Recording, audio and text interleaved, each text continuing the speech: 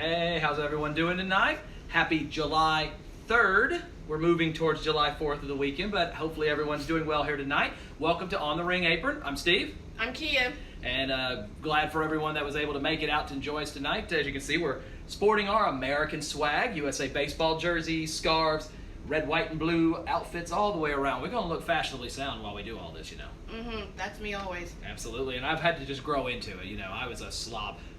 Someday she'll tell you about Hawaiian shirts. Okay, well, First date, enough said. It's a wonder I made it to date two. But a very exciting week in the WWE as we start to progress forward. You know, a bit of a lull period in terms of, you know, working our way towards a pay-per-view as we're still 2 weeks away from a pay-per-view. They've apparently renamed again. It's now called The Horror Show at Extreme Rules now. I think they're doing a bit much with that. But we did say the background of their... one of their the Wyatt Swamp fight was pretty good. So it's pretty good. It's decent. So, you know, we'll see what it turns into. But calling it now, it's called The Horror Show at Extreme Rules. But they're having to build to it. So we're slowly getting there. But that didn't mean that we didn't have a good week. First of all, I think we can equivalently call WWE pretty much the Sasha and Bayley show now. Oh, most definitely. Sasha 3 shows and Bayley. Bayley 3 brands. Three is brands. what she went by tonight. My bad. I'm sorry, Bayley. Well, all I know is they got a shot in 2 weeks to potentially hold all the gold. And a little more on that as we get into the NXT segment, so stick around with us. But as always, of course, we begin with Monday Night Raw. We ended up having a double contract signing that everyone knew the moment they announced it was going to end up going to hell, and you didn't even have to wait for the show to get on the air to have it go wild, as Raw literally went on the air by seeing a shoeless Sasha Banks beating up on Asuka, and the two of them getting into a fight with Samoa Joe, basically just sitting there watching the whole thing in just pure enjoyment. And then let's not forget the other half of it, the Dolph and McIntyre having their own little fallout, and seemed like McIntyre was kind of... He smooth-talked his way into insulting Dolph. No, he's pretty good at that. Yeah, he's pretty good doing it with a lot of people. Well, the fact is, it's clear Drew's having fun with all of this as we go along. And, you know, as you continue to see things going along, it's very clear that he's enjoying his time as WWE Champion, and however long that continues to last will, you know, be up to, you know, obviously the powers that be. But, you know, he's going to have fun along the way, and, you know, Drew is doing his best to make sure that things are staying entertaining during his segments. Oh, most definitely. His promos, I think, are up there with... And as much as I love Cena, I think his promos are pretty much up there in my opinion. But that's, hey, I don't know how y'all feel. That's just me. Yeah, I was gonna say I'm not quite ready to put him at John Cena level status yet, but he's getting there. He's certainly better than he was years ago. Yeah, he was. During his first run, he was awful on the mic.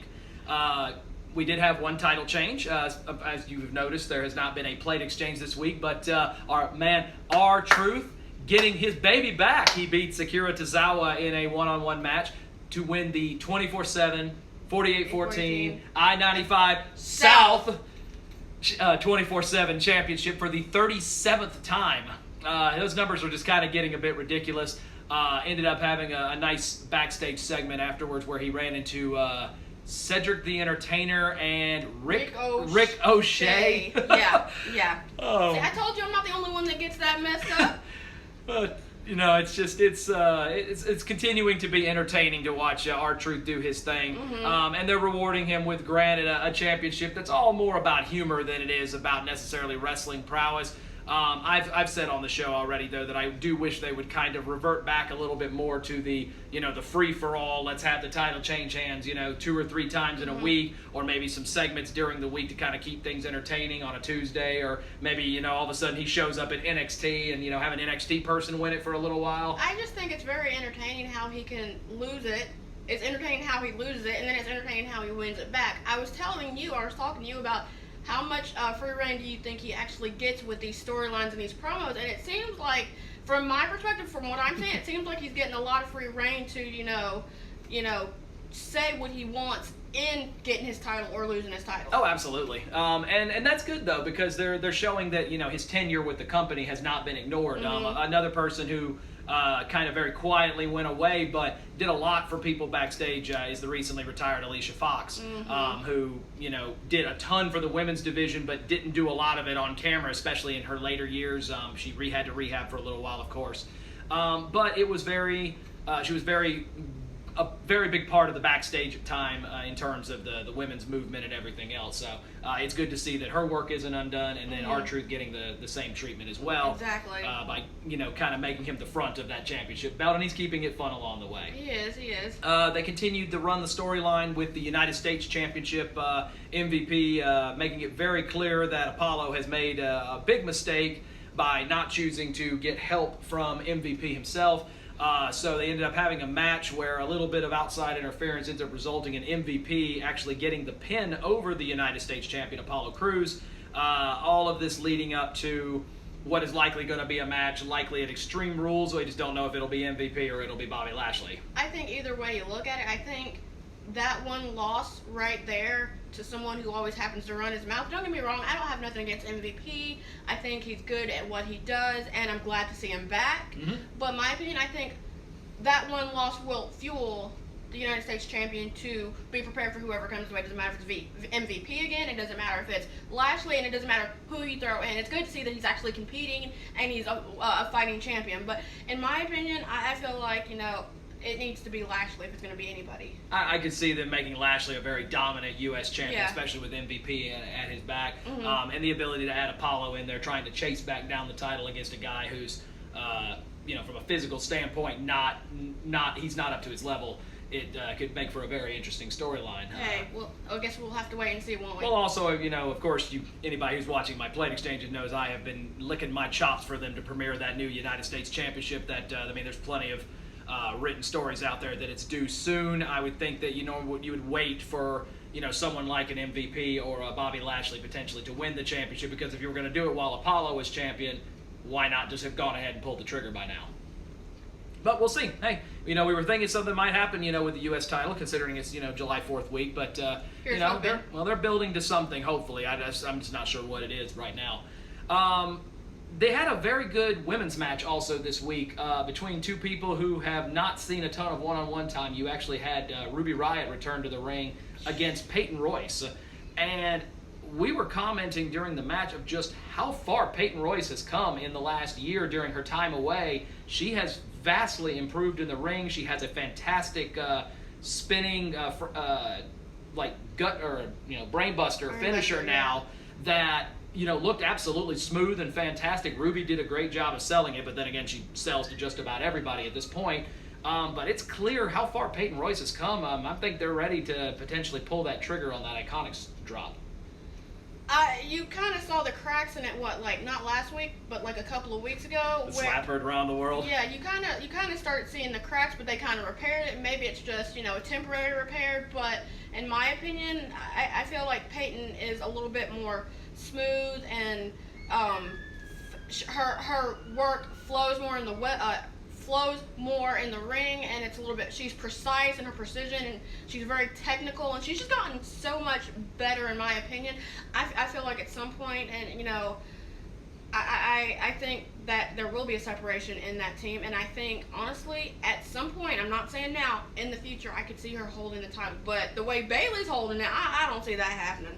Well, Peyton's on Raw, so... Either the way Asuka's holding it, I don't see it happening either. Well, that's going to be interesting to see how that plays out, because, of course, we mentioned earlier the double contract signing. Sasha Banks actually going to come over from Smackdown to challenge Asuka for the Raw Women's Championship, an opportunity for the Boss and Hug Connection, or the Golden Role Models, or whatever they're going by now, giving themselves an opportunity to try to win all the women's championships that are available within the main roster. And if there's anybody that they could, potentially push out with the way the storyline's running to be able to have both champions on all three shows, there's definitely a possibility that Sasha's winning the title. I hope so. I think, honestly, she's come back. She's worked hard. She took her time off. She's paid, in my opinion, I think she's paid her dues. Hard to believe she's been back a year already. I think it's 11 months. I want to say it was August of last year. She's paid her dues. She's done everything she's supposed to. She comes out in street clothes, not really prepared to fight, but fights. She slays with the outfits every week. Her intro is great. She's great. I just don't see how you don't push her to win the title. Now, don't get me wrong, it will break my heart to see Asuka lose it to another horsewoman, but I feel like, I feel like Sasha is deserving of that title. Well, we also talked about, of course, Bayley also defending her Smackdown title against Nikki Cross at the same horror show at Extreme Rules. the possibility that this entire time, and they even had a great segment on SmackDown tonight, more on in a bit, but Bayley has been the one that's been leading the front. Bayley those straps, having 2 titles while Sasha's only holding 1. Well, what happens if all of a sudden Sasha wins the title, but Bayley loses hers? Now all of a sudden it's Sasha now with 2 belts, Bayley only with 1, and maybe this is where the jealousy cracks start to go in. You don't drop the tag titles, so you still can keep having them show on every week, but now all of a sudden you can see if Bayley's willing to let the shoe be on the other foot. I mean, that's supposed to be your best friend. You're supposed to support her like she supports you. It'd be interesting to watch, honestly, in my opinion, to see how if the roles were reversed, how Bayley would handle it. Well, we may very well have an opportunity to see it. Would she be spoiled and bratty, or would she be supportive like her best friend? Well, she's been holding that title a long time and has beaten a lot of big names. Because you have to think she held it for a while there before that little 1-week drop off to Charlotte, and then got it back 6 days later.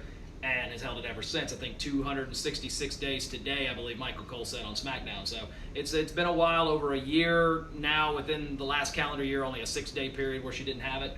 So, Bayley has basically run the women's division for the most part over the last year. And, I mean, it's showing that she's improved so well on the mic. She's improved so well in the ring. And that bratty side of her, that I think a lot of people thought in her NXT days was not even possible, now is showing off, and now she's easily the top heel in the company. I think honestly, again, I even told you I don't think she would have won my favorite horsewoman, but I love the fact, and maybe I'm not all for the faces, depends on who you are, but Bayley, in my opinion, when she flipped from the hugger to what she is now, to the role model, it really gave me a side of her that I have never seen, that I actually like. I like this whole short hair, brassy clothes, this little attitude like, y'all are all sheep and I'm the best because I'm the role model, and then she's getting to do it with her best friend. You don't get that lucky. I mean, they're turning it into a fantastic storyline. You can tell it's very perceptive. It's also it doesn't have to be like built through storyline. They enjoy genuinely being out there working together. Yeah. And you see some of the people they're facing. They enjoy genuinely working with them. But that of course gets us through Monday Night Raw. Sasha ends up picking up the pin over Asuka in that mixed tag team match at the end of Raw. Giving Sasha her first pinfall win ever over Asuka in her career. Is it a sign of things to come? We'll see. But before we do move to NXT, though, we do have one special thank you we want to present out to our audience. For those of you who follow us on Instagram, you would know that our littlest one turned 2 yesterday. Yay! And we, of course, put a note out there because, we're not just hosts on this show. We also, of course, are very loving parents. We have fun with this, but at the end of the day, every bit of this stuff would be shut down if, we had to put, a bunch of time into him, or if our priorities with him change. But the outpouring of love and support for a 2-year-old's birthday was just incredible to us. I mean, hundreds of people, reaching out to us saying, happy birthday to Kassius, happy birthday, little man. You guys have seen him on here from time to time. I think he ate red velvet cake with you on your birthday. And so, we don't shy away from the fact that we're parents. So, the outpouring of support for something that honestly is not even WWE related means a whole ton to us. So, speaking as Steve and Kia, the parents, not Steve and Kia, the hosts, thank you to everyone who did reach out to wish our son a happy 2nd birthday. The next one's not until November, so, you got a little bit of time before, we put out another post like that. But we do want to genuinely thank you. He's attended shows, he's attended the events, he's got all the T-shirts and the onesies, and he's got little baby title belts of his own. Hey, his collection's starting to build up there. Both of our kids are. So we very much appreciate it. So before we went any further, I wanted to make sure that we had got that in before we moved any further. So thank you again. Absolutely. Thank you guys so much. Let's move to NXT, which honestly was the show of the week, but then again, that's a commonality at this point. Like, literally, it was stacked. Like, boom, boom, boom. And then just, how do you even start with so many excellent matches? Well, the idea, first of all, for those who didn't watch it, they gave it basically a pay-per-view-esque feel of calling it the Great American Bash, fitting very well with the whole July 4th theme this week. But you gave it basically a 2-hour show that was the equivalent of a pay-per-view. You started off with a fantastic set of matches at the very beginning. You ended up having Timothy Thatcher go out and have a good match with Oney Lorcan, and one that was very quietly, but also if you're a fan of technical wrestling and a fan of submission wrestling, this was one that was right up your alley. If you enjoy what's he called, Thatch style? Yeah. So a good match there. Of course, all of this setting up for. Of course, doing a fantastic setup of next week's main event, which is the champion versus champion, winner take all. Keith Lee, the North American champion, taking on Adam Cole, the NXT champion. We won't spoil anything, but a certain wrestler already put out a photo of the winner. So if you haven't seen it and you don't want spoilers for next Wednesday, make sure you stay off the internet. Don't look for anything like that. We agree. Hey, we're not going to do dirt sheets or anything on the show, so so we're not spoiling what we saw. But either way, the one thing that was consistent across the board was that it was it's going to be a fantastic match. And honestly, I mean, even if you have seen the spoiler, I still don't see how you don't watch the match anyway. But that's next week.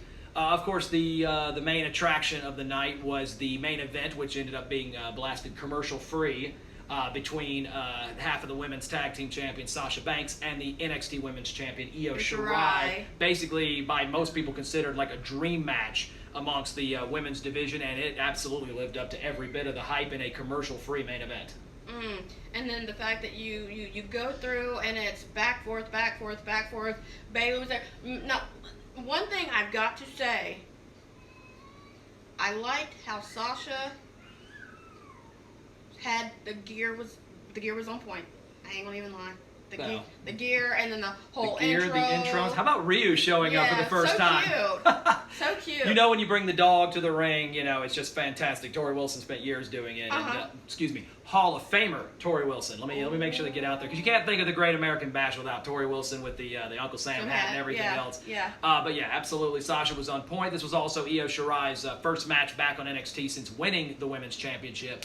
But it lived up to every bit of the hype. A nice little swerve, unexpected at the end, with Asuka showing up on NXT to provide a bit of support to Io. Ultimately resulting in a little bit of green mist for Sasha, and Io picking up the victory over Sasha Banks.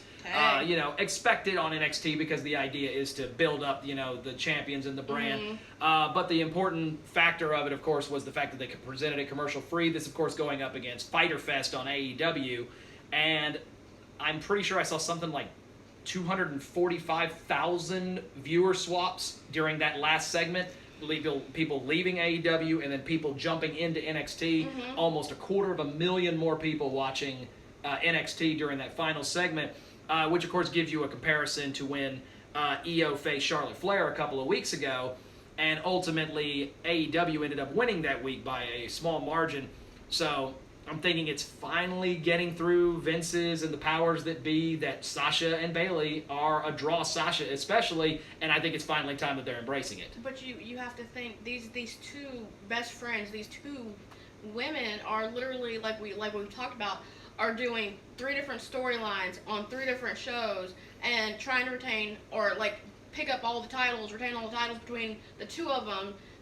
The fact that you have that going, I don't see how you don't tune in Monday, Wednesday, and Friday. Just if you don't watch anything else, watch them. They're very entertaining. Yeah. I'm just saying. And the good news is the fact that as long as they're holding those women's tag team titles, they can appear any show they want, and it's definitely looking like they're going to do so. Advantageous. If there hasn't been a lot of positive things to say about this COVID-19 and the pandemic, but if there is a positive of any kind, even if it's small in the big picture of things, is the fact that all of the shows happening, within a handful of miles of each other, whether you're at the Performance Center, whether you're at Full Sail, and it allows for you to be able to run continuous storylines with Bayley and Sasha, or whomever your women's tag team champions are, because they're all going to be within the same city. It's not so easy when you're having to travel the country or potentially doing a world tour. Exactly. So they've definitely done a great job of building up not just the women's tag team titles, but basically the entire women's division. They're main eventing on almost a nightly basis, and deservedly so. I mean, right now, we said it earlier, it might as well be the Bayley and Sasha show, because they basically are running the show at this point. What I'm just glad to see is the women, for the longest time, were known as the bathroom break. And we're not seeing not that. Anymore. We're not not by a long shot. Every time we look up, we see they're either main eventing or they're co-main eventing or they're on all shows or it's just. It's not like, oh, okay, I'm going to get up, go get something to eat, go to the bathroom. I love it, and I'm glad that, I mean, even the women that you don't see that often are still coming out and still doing their thing. So congrats to all my women across all 3 brands. Mm-hmm. And that's exactly it. It's not just a matter that it's, you know, a lot of people give crap saying, okay, the 4 horsewomen get all the attention. Well, deservedly so, because they're the ones that push this movement, but it's not just them that are out there. You look at some of the names out there, and they're doing a great job of pushing the different women of this division. You've got Nikki Cross now as a #1 contender. You have Tegan Knox, who won a #1 contenders match on NXT, who is now going to be one that's going to finally get a push out there after coming back from several injuries. But you see them pushing folks like Tegan Knox, Io Shirai, Mia Yim. Mia, yeah. You know, I mean, the entire women's division is on display, and they're not disappointing when the spotlight's on them. They're taking full advantage of it. I think when it came to NXT, I honestly... I know that was the house that the 4 horsewomen started in more or less when they came to like WWE, but I feel like if it wasn't for Rhea, I don't think honestly, you know, poor Rhea, the NXT women would be getting so much. The fact that she held the title and she did so like with grace and style, and her style is punky and grungy, and you have to love it. But all eyes, when she had that title, were on her. So the fact that she was willing to travel from all the brands and run her mouth when her and Charlotte were doing their thing, I feel like now it's more of now NXT. We're seeing more of NXT, and it's not just okay. It's just a one-off and da-da-da. No, it's actually they're spinning them into all the shows. Well, going into WrestleMania, you saw how, you know, they were exactly like you said. Anytime Rhea was on TV, but you saw who Rhea was opposite the ring of every single time. It was Charlotte Flair. And, I mean, we as a social media audience are sitting here screaming like Charlotte is not the draw. She's not. She's not the person that you're going to change your TV to pull in and see. Sasha, you will. Bayley, you will. Io, you will. Yeah. Rhea was there. But the problem is because she was opposite ring of Charlotte, it was believed that Charlotte was the draw. And that quickly soured the moment that Charlotte won the title, you know, and you saw how the ratings just continued to dip. And it's glad to see that the powers that be, you know, managed to make it work out. So, you know, the women's division, as you said, is being highlighted. You've got Bayley and Sasha showing up every week on NXT. Very clear with the whole green mist incident with Asuka, you know, and it looks like Asuka and Io may be forming a little bit of a partnership with, you know, Kairi Sane right now in flux as to what she's going to do. You know, it's going to be interesting to see if they do show back up on NXT and if there's a little bit of revenge in mind. One more match from NXT before we move to Smackdown that we do have to mention, of course, NXT's first ever strap match. Which was between Roderick Strong and your boy Dexter Lumis, who... I don't care if y'all think that man is creepy. I really don't. He's fine. Anyway, continue. That's all I have to say. And you can't do it like he can. Let's move on. Aw, come on. No fun? No. But either way, you know, Roderick Strong, you know, putting on his best match possible, Yeah. but ultimately Lumis doing what he needed to do. You know, one that, you know, again, kind of following that whole, you know, pay-per-view quality thing. Maybe not the greatest match ever, but... you know, it was enough that the storyline, you know, is going to kind of reach an end, hopefully, and we'll see, you know, what's next for people like Dexter Lumis. Also a very nice backstage vignette with Karrion Kross and Scarlett as well, making it very clear that Karrion is lining up whoever does win the main event next week. So it doesn't matter who's holding the title. He's coming for it, and he's coming for it strong. Tick-tock, tick-tock. Tick-tock, tick-tock. So let's move to SmackDown, where we had an opportunity tonight to, once again, as you know, it seems we've talked all night about them, but Sasha and Bayley once again back out there, you know, doing what they do best with a very nice tribute to Sasha and Bayley by Sasha and Bayley. Well, if you ain't gonna celebrate yourself, who gonna celebrate you? Exactly. And I love, there's one line in there that Sasha, you know, hit that just has me just rolling for quite some time. The closest thing I'll get to a Grand Slam is my breakfast at Denny's. Because, of course, you know, she's playing the suck-up role to Bayley.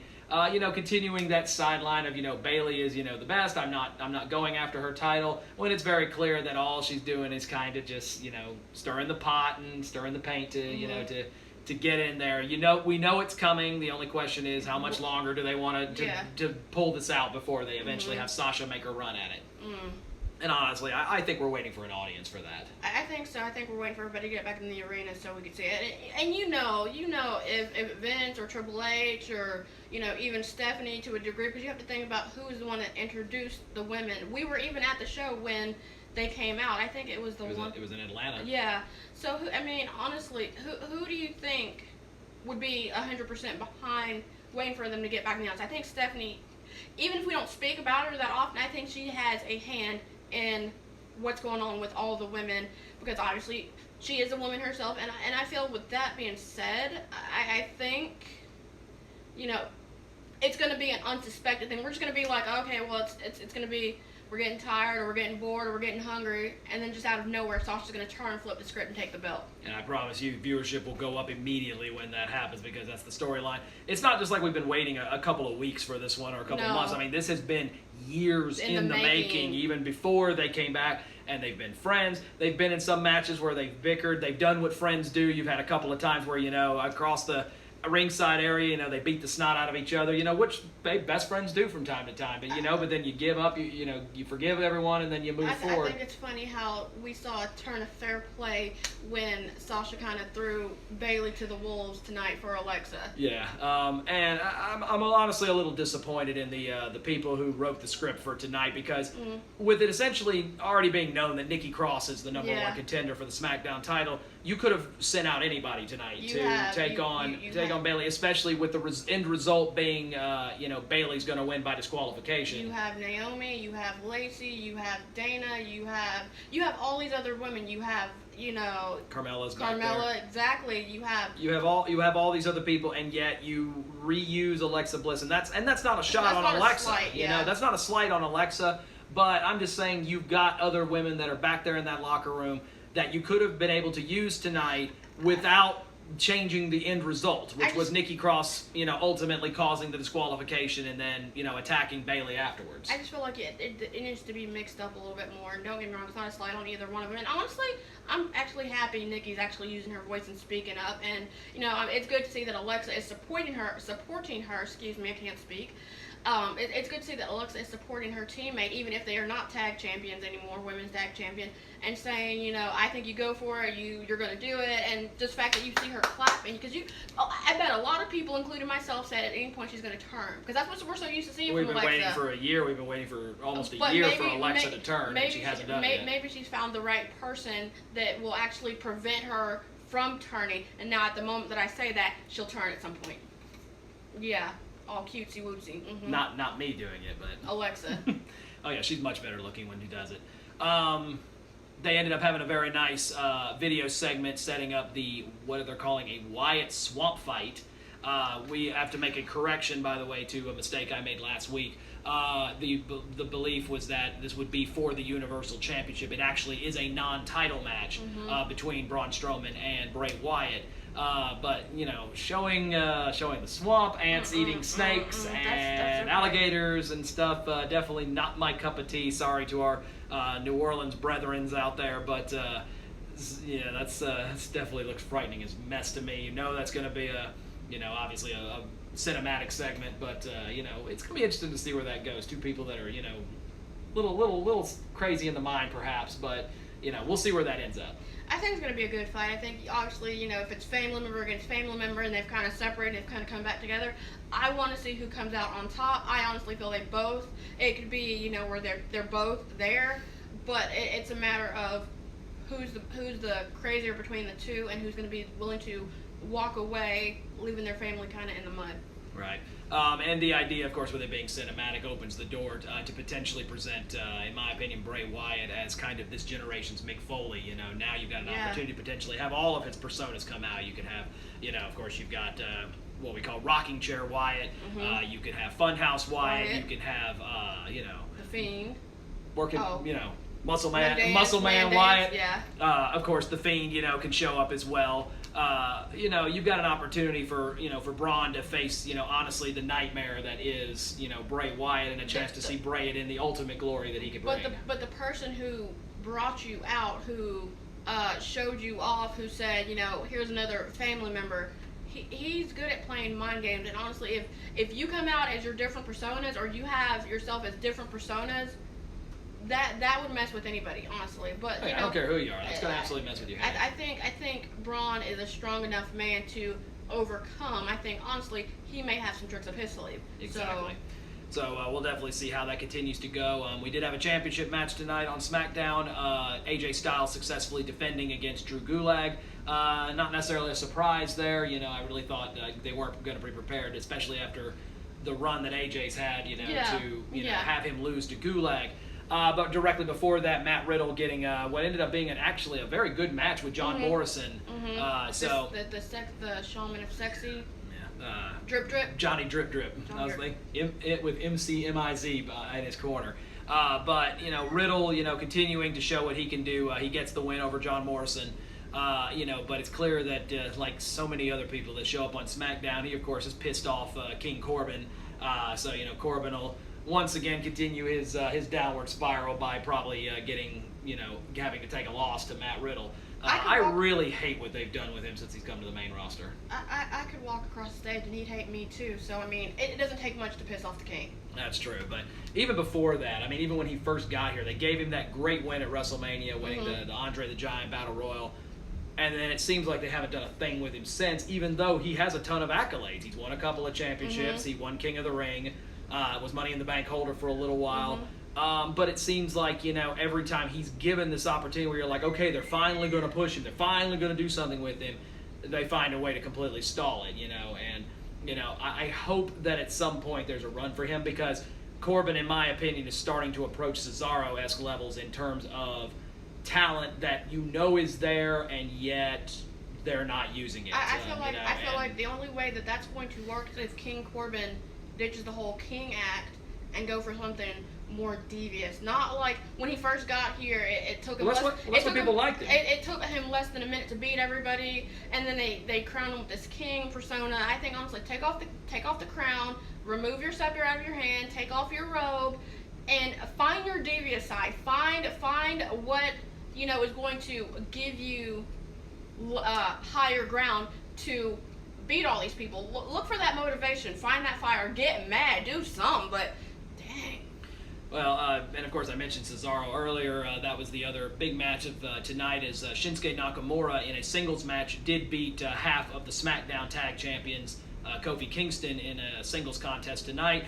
So as a result, they now have 2 victories over the New Day. So next week on SmackDown Tag Team titles on the line. New Day defending against Nakamura and Cesaro. Do we see a change? Do I have to answer that? Well, our next show won't be till after it's over, so yes. I feel like I would like to see the titles. I think they need to do something with Shin and like Cesaro. I want to see the tag titles on them, but again, we know New Day, they just gonna win them back. But it would be good to actually have all these titles passed around. Like, everybody needs to take what Truth does and lose the title, get it back. I think the titles need to be passed around. That's including the tag. Well, it'll be interesting to see also how SmackDown plays it off, because you have to think that they had 3 teams that were supposed to spend the next 4 to 6 months lining up with New Day over the tag team championships. You had the Usos, who are now not there due to Jimmy's injury. You had the Forgotten Sons. I don't really think I need to explain what happened there. You want to go read the sheets, whatever, but that one it turned ugly real fast. And then you had Lucha House Party, who was kind of there to provide a face group to help the New Day. I don't really think they were ever a true threat to win the tag titles off the New Day. But now you've got all 3 of those teams seemingly AWOL, so you've had to put somebody in there. And I think Cesaro, who we've said before on the show, can work with anyone. I think they've got a legitimate shot here. We've seen Cesaro work with anyone. If he's one of the few people that can work with anyone, probably outside of Sasha and Bayley. I believe, don't underuse him. Like, we've seen him work well with Sheamus. We've seen him work well with Tyson Kidd when Tyson Kidd was here before he got injured. He's working with Shin. He's worked with Sammy. Don't bury him. I think he's got so much going for. He's got so much potential, in my opinion. I've said many times in conversation with us, and I'm pretty sure at least once or twice on the show, there is zero reason at all why Cesaro should not be a multiple-time world champion by now. At least it's absolutely insane how the talent and the strength level this guy has, and yet they are not. It's not just they're not giving him championship opportunities and he's losing them. They're just not even putting him in the title picture at all, and it's sad, really. It is for someone. When he first got here, I wasn't behind him. I couldn't get behind him. But then the more you started looking at him, and the more he kind of showed you, I'm first one in, last one out. I'm willing to do whatever I need to do, and it proves that, with the way he would work with everybody, and the fact that you could have this guy who gets his teeth knocked out and still goes on with the match. Why are you not pushing him? Right. And for the second week in a row, SmackDown ending on basically an in-ring segment rather than a match. I've never been a fan of any show ending with an in-ring segment unless it's like the final segment leading into a pay-per-view. If that's going to be your main event, then I get it. But especially now more than ever. And then it's the Jeff Hardy and Sheamus storyline.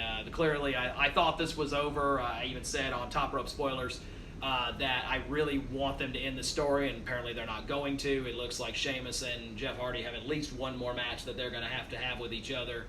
Sheamus, of course, picking up the win at Backlash. So Hardy, seeming like he's got to beat Sheamus in order to really end this. I hate the fact that they're using that at the end. I feel like they wasted a good main event segment. They should have taken what is it? What the women did on Monday Night Raw. If you're gonna do that, if you're gonna want to whip up on each other, do it at the beginning. Do it at the very beginning of the show. Well, also you could have. Don't save it for the last segment. Well, also it became very clear when like the Intercontinental title match between Styles and Gulag happened as the second match of the night. You didn't even put it at the top of the hour. That made it pretty clear to even the most novice of watchers that Gulag's not winning. Which is kind of a shame. Obviously, it looks like with Daniel Bryan being in Zoom meetings throughout the match, that it looks like the setup is for Styles and Bryan to have another match. Hopefully as good as they had the last time. Oh my gosh! But they could have at least given you a shred of possibility that Gulag could potentially win the title, and that just didn't happen. But it's gonna. Well, go ahead. We'll finish up. My thing is, if you're bringing all these people from NXT, please take the time and actually do something with them. Bianca. Yeah, we're still waiting on her. I'm trying to figure out what has happened with her. Like her, Bianca, and who else? Who else can I think of? Drew Gulag. Yeah, it's not working. If you're gonna bring them up, find something and make it to where it's worth watching. Well, it's easier said than done. You can't push everyone. It's not possible to push everyone. But the reality is, you're taking a lot of people and you're putting them on the sidelines. Many stories out about Shayna Baszler, who was the hottest name in there. Granted, as a heel role. But was easily the hottest name for about 6 months from Survivor Series all the way through about WrestleMania, and now she's just disappeared off the earth. It's like she went cold. Like she didn't. I mean, not her, but like her storyline. We unfortunately know why, and when the top of the mountain says it's not happening, it's kind of the end of the discussion. And I think people lost their jobs because they were trying to push Shayna, and a certain someone, we all know who, didn't want to. I just feel like, and I think. Tommaso Ciampa said it best. If you're not going to give me the fairest of shot when I come to the main roster, then just leave me in NXT. I'd rather end my career here in NXT. Yeah, Ciampa, of course, publicly, she's mentioning the fact that about a year ago, Ciampa, who was on the brink of being called up to Monday Night Raw, flat out told WWE, I'll retire before you move me off NXT. I'm happy here. I get used here. And I'm perfectly fine if I never win another title. I'm perfectly fine if I never wrestle on the main roster on a regular basis. I'm not going to be a mid-carder. I'm happy doing what I do in NXT in front of the smaller crowds, but I enjoy it more. And he told them flat out, he said, I'll retire if you move me. So that's a choice he chose to make. And, he's been buried a little bit because of it. He lost the title match to Cole. He lost very quickly to Karrion Kross. So maybe having to pay his dues in storyline, but the fact is, he's gotten his wish of getting to stay where he was. But you have to respect someone who will speak up for themselves, even if they know they're going to get buried. I mean, you can't find many people that will do something like that. So kudos to him. Cool. But anyway, we've definitely run over our time for the week. I'm pretty sure we're closing in on about 40 minutes here, so we're gonna wrap things up. Some very good matches coming up next week. Of course, the biggest one being a champion versus champion match on Raw. Asuka and Bayley going to face off against each other. Very rare you get two champions that face each other, on either Raw or SmackDown. Of course, NXT, the champion versus champion there. That one actually is a winner-take-all, Keith Lee and Adam Cole. And then they announced tonight the SmackDown tag titles, Cesaro and Shinsuke Nakamura will take on the New Day, and also a non-title match that we've seen about 1 million times. Alexa Bliss and Nikki Cross will battle Bayley and Sasha in a non-title match on SmackDown next week as well. Any you're looking forward to? I'm looking forward to honestly, and I can't believe I'm going to say it, the Bayley and the Asuka.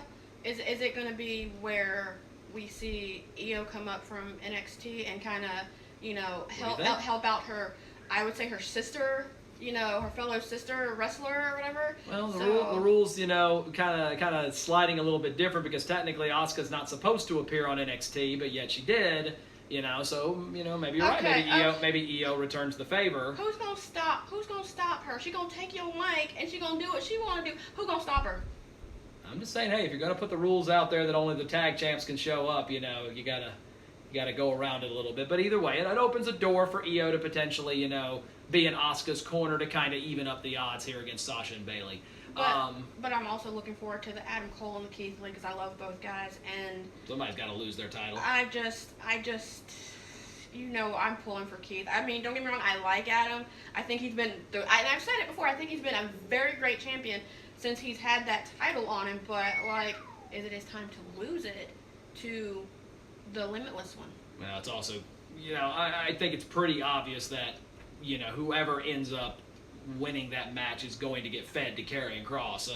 It's just a matter of who gets the match with Kross and who's the one that would be the bigger draw. Would it be Cole or would it be Keith Lee? Hey, Triple H, let's put it this way, it's not a bad problem to have. No, it's not. Because it really doesn't matter which way you go with it. Mm-hmm. He's got a full deck and is able to basically run it how you want. Mm-hmm. He's done a fantastic job. But either way, we're going to wrap things up. We know it's late on a Friday. For those of you going to go out and celebrate the 4th, make sure you do so safely. We've been very big advocates on, wear your mask, wear your gloves, whatever you need to do. But we know that on July 4th, you're going to go out, you're going to watch the fireworks.